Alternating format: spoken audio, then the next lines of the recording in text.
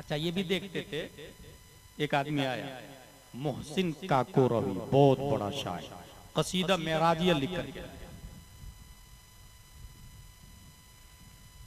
सिमते काशी से चली जानिबे मथुरा बादल, काशी से चला जानिबे मथुरा बादल, बर्क के कांधे पे लाई है सबा गंगा जल। ये मिसरा कसीदा मेराजिया का आला हजरत को सुनाना शुरू किया मोहसिन काकोरवी ने। सुना का बस असर की नमाज के बाद मेरा कसीदा सुन लीजिए। लिख के रखा नहीं था, नमाज पढ़ के आए और फिर पढ़ना शुरू किया। वो सरवरे किश्वरे रिसालत जो अर्श पर जलवगर हुए थे, नए निराले तरब के सामा अरब के मेहमान के लिए थे। वहाँ फलक पर यहाँ जमी में रची थी शादी, मची थी धूमें। उधर से अनवार हंसते आते, इधर से नफात उठ रहे थे। उतार कर उनके रुख का सदका वो नूर का बट रहा था बाड़ा, कि चांद सूरज मचल मचल कर जबी की खैरात मांगते थे। नमाज अक्सा में था यही सिर, क्या आया हो माना अव्वल व आखिर, कि सब बस्ता है पीछे हाजिर जो सल्तनत आगे कर गए थे। हुआ ये आखिर के एक बजरा तमव्वुजे बहरे हू में उभरा, तना की गोदी में उनको लेकर फना के लंगर उठा दिए थे। यही समा था के पैके रहमत, खबर ये लाया के चलिए हजरत तुम्हारी खातिर कुशादा है जो कलीम पर बंद रास्ते थे। सुराग आइनो मता कहाँ था, निशान कैफो इला कहाँ था, न कोई साथी न कोई राही, न संग मंजिल न मरहले थे। वही तो मरकज में फर्क मुश्किल रहे न फासिल खुतूत वासिल, कमाने हैरत में सर झुकाए अजीब चक्कर में दायरे थे। कमाने इनका के झूठे नुक्तो, तुम अव्वल आखिर के फेर में हो। मुहीत की चाल से तो पूछो किधर से आए किधर गए थे। हिजाब उठने में लाखों पर्दे, हर एक पर्दे में लाखों जलवे। अजब घड़ी थी कि वस्लो फुरकत जन्म के बिछड़े गले मिले थे। वही है अव्वल, वही है आखिर, वही है जाहिर, वही है बातिन, उसी के जलवे उसी से मिलने उसी से उसकी तरफ। नारे तकबीर, नारे रिसालत। मैं जान रहा हूं कि मेरी गुफ्तगू भारी हो जाती है, मगर ये हमारे उलमा जानते हैं, थोड़ी सी तवज्जो दे तो आपके ऊपर भी आया हो जाएगी बात। मोहसिन काकोरवी ने कहा अपना पेपर समेटते हुए, आपके कसीदे के सामने मेरे कसीदे की क्या हैसियत। क्या बात है, पलट के क्या वापस बात। आला हजरत भाई, आला हजरत इन्ना मिनल मुजरिमीना मुंतकिमून। शियों ने कहा इस आयत का अदद है 212 और यही अदद है 1202 और यही अदद है अबू बकर उमर उस्मान का। मतलब ये तीनों जहन्नमी है माज़ल्लाह रब्बिल आलमीन। हजरत ने फौरन जोड़ा, नाई के यहाँ बाल बना रहे हैं और कहा उसने अदद गलत बताया, क्योंकि उस्मान में अलिफ नहीं आता, खड़ा जबर आता है, लिहाजा 1202 नहीं 1201। और उसके बाद उलाइका मुस्सिद्दीक़ून व शुहदा इंदा रब्बिहिम, इसका अदद निकाला और कहा यही अदद है अबू बकर उमर उस्मान व अली का, और वो जन्नती। 10 अदद निकाल के हैंड टू हैंड बता दिए थे वहीं पर। हासिल ये कि अपनी जिंदगी को नबी के लिए वक्फ किया था। इस वक्त हमें और आपको क्या करना है, अकीदे की हिफाजत सबसे फर्स्ट, अकीदे की हिफाजत करनी है। हजरत अबू बकर, अभी जैसा कि मैंने आपको बताया, उन्होंने लड़ाई की और लड़े और लोगों को तौबा करवाया। जिन लोगों ने कहा ना ज़कात को मैं नहीं मानता, ये टैक्स है। उसके बाद एक और मिसाल दे दी, उमर फारूक आजम रज़ियल्लाहु ताला अन्हु का नाम सुना होगा आपने। उनके पास मेहमान बन के एक आदमी आया, बदअकीदगी की बातें करने लगा, दस्तरखान से उठा के भगा दिया, बिल्कुल नहीं बर्दाश्त किया, उठा के भगा। हजरत उस्मान गनी रज़ियल्लाहु ताला अन्हु, पता चला एक आदमी काफिर हो गया, उनको बुलाए और समझाए, भाई मान ले मान ले मान ले, नहीं मान, तलवार निकाले उसकी गर्दन हो। आपके सामने कुछ गलत हो, मेरा ये कहना है कि आप एक्शन लें, अकीदे की हिफाजत करें, आप बोले, आप सीखें, फौरन नंबर मिलाए 9009019530, मसला पूछे कि ये शख्स ऐसा ऐसा बोल रहा है, सही क्या है। बगैर कोशिश और बगैर मेहनत के ये हरगिज नहीं होने वाला। ऐसे ही जिस वक्त एक बहुत बड़ा फिरका है जिसका नाम है खवारिज, दो फिरके का नाम बता दूं आपको, एक है शिया, दूसरा है खवारिज। ये शिया ही का ब्रांच है राफजी। कुछ लोग अभी राफजियत को अंडरग्राउंड फैला रहे हैं, हजरत अमीर मुआविया को लान तान करके। यहाँ पर ये जहन में रखे, कुरान लिखने वाले 14 लोग हैं। कुरान नबी ने नहीं लिखा है, 14 लोगों ने कुरान लिखा है। 14 सहाबा में एक हजरत अमीर मुआविया रदियल्लाहु ताला अन्हु। अब जो मरदूद खबीस हजरत अमीर मुआविया को जहन्नमी कहते हैं, मेरी राय यह है कि वो कुरान पढ़ना छोड़ दे, नया कुरान लेकर के आए, क्योंकि इस कुरान को हजरत अमीर मुआविया ने लिखा है। सुभान अल्लाह, क्या अच्छी बात है। अमीर मुआविया ने लिखा। भाई अमीर मुआविया का लिखा हुआ क्यों पढ़ रहा तू? अमीर मुआविया ने कुरान लिखा भाई। और ये मरदूद खबीस लोग उनको जहन्नमी बोलते। भाई यजीद जहन्नमी, एक बार नहीं 10 बार जहन्नमी, 10 लानतें रोज भेजे उसके ऊपर। उमर बिन अब्दुल अजीज के सामने किसी ने यजीद को अमीरुल मोमिनीन कहा था, 20 कोड़े लगवाए और बोले 50 बार इमाम हुसैन को अमीरुल मोमिनीन बोल। सुभान अल्लाह, यही सुभान सजा अल्लाह, होती है, 50 बार। बहुत उम्दा। अमीर मुआविया रज़ियल्लाहु ताला अन्हु, ये जो राफजी लोग हैं वो हजरत अली की मोहब्बत का दावा करते हैं, जिसको मौलाई अभी नया चला, उसी में से एक ब्रांच मौलाई चला, मौला अली वाले, मौला अली वाले। कुछ डुप्लीकेट नकीब भी है जो सिर्फ अली अली अली अली अली अली अली अली करते रहते हैं, नकीब भी। और बाज़ाब्ता नकाबत का एक चैप्टर कायम किया है, वो सिर्फ हजरत अली के हवाले से।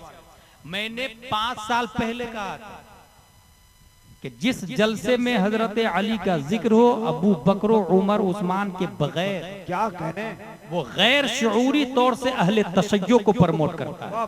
जुमला बिल्कुल शरीयत के दायरे में है मेरा।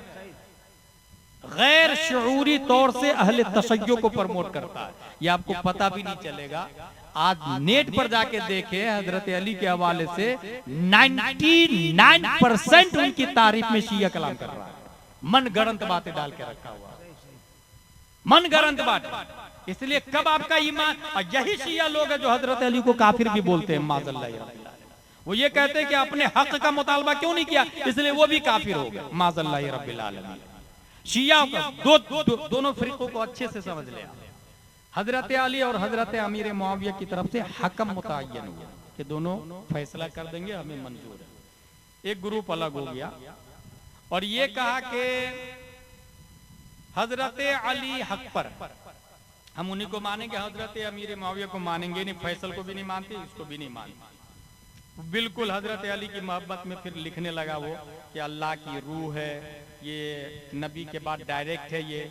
तो जिब्रील अलैहिस्सलाम वही लेके हजरत अली के पास आने वाले थे, उनसे गलती हो गई तो नबी के पास चले गए, माज़अल्लाह। पूरा अकीदा लिख डाला और अलग से एक ग्रुप ही बना डाला उसने, इस्लाम से 52 वजहों से कुफ्र की बुनियाद पे फतवा लगा हुआ है इसके, 52 वजहों से।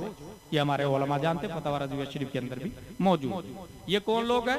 शिया, जो हजरत अबू बकर, उमर, उस्मान की तौहीन किया, नबी की भी तौहीन किया, हजरत अली को सीधा अल्लाह का नूर हुलूल करके आ गया है, ये सब लिखना शुरू कर दिया उसके अंदर। दूसरा फिरका खारजी, ये किसको कहते हैं? उन्होंने ये कहा कि हजरत अली ने हकम क्यों बना? कुरान शरीफ में आया इनिल हुक्मु इल्ला लिल्लाह, हाकिम सिर्फ अल्लाह है। तो जब हाकिम अल्लाह है तो हम दूसरे को क्यों माने हाकिम? इसलिए हजरत अली और हजरत अमीर मुआविया दोनों ने गलत किया। ये उनकी दलील थी, इनिल हुक्मु इल्ला लिल्लाह। हजरत अली के पास खबर पहुंची तो वो फरमाते हैं बात सही है, मकसद बातिल है। गौर कीजिएगा, बात सही है, मकसद बातिल है। बात क्यों सही है? क्योंकि कुरान है। मकसद क्यों बातिल है? क्योंकि हजरत अली की अदावत कर रहे हैं ना भाई, ग्रुप बंदी कर रहा, बाज़ाब्ता सहाबा और अमीरुल मोमिनीन की बात नहीं मान रहा। बात सही है क्योंकि कुरान है, इसलिए कभी भी कुरान की आयत कोई आपके सामने पढ़े और आपने कहा गलत है, गए काम से, मोमिन रहे नहीं। ऐसी एक और मिसाल दो, आखिरी बात चल रही, मेरी तकरीर खत्म होने वाली है। मुफ्ती आजम हिंद से एक मसला पूछा बम्बई में कि जैद कहता है कुरान और हदीस का, सिर्फ कुरान और हदीस का मानने वाला सुन्नी नहीं है, फिक्ह का मानना जरूरी है। कुरान और हदीस का मानने वाला सिर्फ मोमिन नहीं है, फिक्ह का मानना जरूरी है। क्या ये जुमला जैद इमाम का सही है? मुफ्ती आजम हिंद का जवाब सुनो, बात गलत है, मकसद सही है। फिर से सुनो, वहां क्या कहा था? बात सही है, मकसद बात है, क्योंकि बात कुरान की थी। और यहाँ क्या कहा? बात गलत है, मकसद सही है। मकसद क्या था? कि फिक्ह के बगैर कुरान और हदीस को समझेगा कैसे आदमी? जब तक फतावा रज़विया, हिदाया, विकाया, दुरार, शरह, कंज़, दकाइक, तफसीर नहीं पढ़ेगा, कुरान और हदीस को समझेगा कैसे? लेकिन बात इसलिए गलत है कि सिर्फ कुरान और हदीस को मानने वाला मोमिन नहीं, तो वो जमाना जिसमें फिक्र का वजूद नहीं था, उन मोमिनों को क्या कहेंगे? इसलिए बात गलत है अल्लाह अल्लाह। मकसद से। ये बहुत बारीक बात है, ये हमारे उलमा समझ गया। हासिल हजरत इब्ने अब्बास ने हजरत अली से कहा कि खारजियों से लड़ाई मत करें आप, मेरी नाकिस राय यह है कि मुझे इजाजत दे, मैं उनकी बात सुन लूंगा। कहा ठीक है इजाजत है। हजरत इब्ने अब्बास गए, खारजियों को जमा किए, तुम्हारा क्या एतराज है? कहा हजरत अली पर 3 एतराज है। नंबर 1, अगर हम हक पर नहीं थे तो लड़े क्यों? और हक पर थे तो माले गनीमत में औरतों को क्यों नहीं लिया? माले गनीमत क्यों नहीं लिया? पहला सवाल। नंबर 2, जब कुरान में आया इनिल हुक्मु इल्ला लिल्लाह, तो हकम क्यों बनाया? 2 सवाल हो गए। अब तीसरा सवाल, फैसला जब हुआ था, हकम जब कायम हुआ था और फैसला तैयार किया गया, तो उसमें लिखा था अमीरुल मोमिनीन हजरत अली। तो हकम ने कहा इसको काटो, क्योंकि अमीर होते तो इख्तिलाफ ही नहीं होता, तो अमीरुल मोमिनीन को काटा गया। तो खारजी का कहना था कि अमीरुल मोमिनीन नहीं है हजरत अली, तो क्या अमीरुल काफिरीन है? माज़ल्लाह रब्बिल आलमीन। ये 3 एतराज समझ लिए, 3 एतराज हमारे उलमा समझ ही लिए होंगे, यकीनन आप लोग को भी समझ में आया होगा। जवाब सुनिए। हजरत अली फरमाते हैं, हजरत इब्ने अब्बास गए थे बात करने के लिए, मुनाजरा टाइप था समझ लीजिए जी। हजरत इब्ने अब्बास फरमाते हैं, ये बताओ अगर मैं इसका जवाब कुरान से दे दूं तो? कहा हम मान लेंगे, हम तौबा कर लेंगे, हजरत अली से प्यार करेंगे, ईमान पर कायम रहेंगे। कहा सुनो, पहला एतराज क्या है कि हाकिम क्यों बनाया? और कुरान में आया इनिल हुक्मु इल्ला लिल्लाह, हुक्म सिर्फ अल्लाह का चलेगा। इसी कुरान में आया वइन खिफ्तुम शिकाक बैनहिमा फबतु हकमम मिन अहलिही व हकमम मिन अहलिहा। मियां बीवी में इख्तिलाफ हो जाए तो एक हाकिम बीवी की तरफ से, एक हाकिम शौहर की तरफ से। वाह वाह। तो ये बताओ मियां बीवी की लड़ाई बड़ी है या वो लड़ाई बड़ी थी? कहा वो लड़ाई बड़ी। कहा छोटे ही लड़ाई में अल्लाह कहता है हाकिम बना लो, तो वहां बनाकर हजरत अली ने सही किया या गलत? क्या कहने? कहा सही किया, हजरत अली ने सही किया। दूसरा एतराज, माले गनीमत क्यों नहीं हासिल की? अभी क्या होता है, एक मसला सुन ले आप। माले गनीमत में पहले क्या होता था, बल्कि एक और तारीख की बात फर्स्ट वर्ल्ड वॉर के बाद में बाज़ाब्ता एक मीटिंग हुई थी जिसमें ये कानून पास हुआ था कि हर शख्स 2 शादी करे, क्योंकि करोड़ों की तादाद में लोग मर गए थे जंग में। तब उनकी औरतें क्या करेगी, कहां जाएगी, कहां से खाएगी? गुर्बत को खत्म करने के लिए ये नियम जर्मन में पास हुआ था कि हर मर्द 2 शादी करेगा। ठीक ऐसे पहले जंग में अगर हार गए जो लोग, तो उनकी जो औरतें होती थी वो बांदी बन के आती थी। बांदी पहले बिकती थी मार्केट में, इंसान बिकता था, इंसान की खरीदो फरोख्त पहले होती थी, पूरी दुनिया में इंसान का बाजार भी लगता था। हजरत यूसुफ अलैहिस्सलाम भी बेच दिए गए थे मिस्र के बाजार में। तो पहले ये सिस्टम था, इंसान बिकता था। इंसान को खरीदो फरोख्त से सबसे पहले अगर किसी ने रोका है तो वो हजरत प्यारे मुस्तफा सल्लल्लाहु अलैहि वसल्लम की जात है। माशाअल्लाह, पूरी दुनिया पर एहसान किया है नबी ने। आज कोई इंसान किसी को खरीद नहीं सकता है, कोई इंसान किसी को नहीं खरीद सकता। ये सिस्टम ही को जड़ से खत्म कर दिया। ये कह के गुलाम को आजाद करो सवाब मिलेगा, ये काम में गुलाम को आजाद करो ये सवाब मिलेगा, ये काम में गुलाम को आजाद करो ये सवाब मिलेगा। 12 तो औरतें भी बांदी होती थी, गुलाम होता था, बांदी के साथ में सोहबत जायज होती थी। जिस तरीके से दैन महर देने के बाद बीवी के साथ में सोहबत जायज होती है, या टाइम फिक्स कर दे और अगर दैन महर नहीं दिया तो सोहबत से रोक सकती है। ये बाहर शरीयत में लिखा हुआ है, ये हमारे उलमा जानते हैं। हासिल बांदी चुके खरीद करके लाते हैं, सोहबत जायज। अब सुने मसला। हजरत अली हक पर थे, जंग लड़े तो माले गनीमत में बांदी भी आती, और अपोजिट साइड में हजरत आयशा सिद्दीका रदियल्लाहु अन्हा भी थी, और वो मोमिनों की माँ है। वाह वाह वाह। और नबी की बीवी से निकाह करना जायज नहीं। फिर से सुने मेरी बात गौर से, यहाँ एक और बात बता दूं। हम लोग मरते हैं तो हमारा निकाह टूट जाता है। हमारी बीवी 4 महीने 10 दिन के बाद किसी से भी निकाह कर सकती है, चाहे उसकी उम्र 40 साल हो या 30 साल हो या 60 साल हो या 70 साल हो, ये उसका इख्तियार है। जहां शौहर मरा, वल्लदीन युतवफ़ौना मिनकुम वयज़रूना अज़वाजन यतरब्बसना बिअनफुसिहिन्ना अर्बअता अशहुरिन व अशरा, कुरान शरीफ में आया। 4 महीने 10 दिन के बाद शादी करना जायज। लेकिन नबी के इंतकाल के बाद नबी की बीवियां शादी नहीं करती। उसकी वजह क्या है? वजह यह है कि हम मरते हैं तो निकाह टूट जाता है, नबी के इंतकाल से नबी का निकाह नहीं टूटता। उस यही से ये समझ में आया कि नबी हमारी तरह नहीं मरते, नबी हमारी तरह नहीं मरते। अंबिया को भी अजल आनी है, मगर ऐसी के फकत आनी है। और आन किसको कहते हैं? कांटे वाली घड़ी देखी होगी आपने, सुई वाली घड़ी। 2 तरह की सुई होती है, एक तो कंटिन्यू यूं चलती रहती है और एक चलती टक टक टक टक। ये जो 2 टक के बीच में जो कांटा रुका रहता है उसको आन कहते हैं। और ये जो टक किया ये है ज़मान। टक टक, ये 2 टक के बीच में जो कांटा रुका था ना उसको आन कहते हैं। 2 ज़मान के बीच में एक आन होता है, यही फलसफा में तारीफ की गई है। अंबिया को भी अजल आनी है, मगर ऐसी के फकत आनी है। बस उसी आन के बाद उनकी हयात मिसले साबिक वही जिस्मानी है, मिसले साबिक वही जिस्मानी है। यहीं से एक और बात भी बता दूं, अरब जा रहा, कोई कतर जा रहा, लंदन अमेरिका जा रहा, प्लान तो सब लोग कर रहे हैं। अभी देखा आपने हाल ही में एयर इंडिया जो क्रैश हुआ है, 2 मिनट के अंदर अंदर 240 से ज्यादा, बल्कि 60-70 लोग, कुछ ऊपर वाले कुछ नीचे वाले मर गए। मुझे बहुत अफसोस। लेकिन मैं ये कहना चाहूंगा कि जब आप प्लान करें ना अपनी जिंदगी का, तो उसमें मौत को हरगिज नहीं भूलें, और जितना अल्लाह ने दिया है ना उसका शुक्र अदा करें। मौत को प्लान में शामिल रखें, इरादे में कहां कहां क्या करना है। इतने बज के इतने मिनट पे ये करूंगा, दूसरे महीने में ये, तीसरे महीने में ये, 1 साल के बाद 2 मंजिला, 3 साल के बाद वो प्लाट खरीदूंगा। उसमें मौत को भी शामिल रखें। 1 महीने के बाद मरेंगे तो क्या होगा, 1 साल के बाद मरेंगे तो क्या होगा। हर शख्स जीने के लिए जीता है यार, मरने के लिए भी तो जिया करे, मरने के लिए भी तो जिया करे। प्लान में शामिल रखें। हासिल अरब कोई जा रहा है, 4 महीने से ज्यादा रहना जायज नहीं। अगर 4 महीने से ज्यादा रहा और बीवी यहाँ बिगड़ी, तो ये जो हदीस पढ़ी ना मैंने बुखारी शरीफ की, जिम्मेदार वो। अगर बीवी बिगड़ती है तो जिम्मेदार वो शोहर होगा उसका। हासिल ये इंतकाल के बाद यही वजह है कि शादी करना जायज है।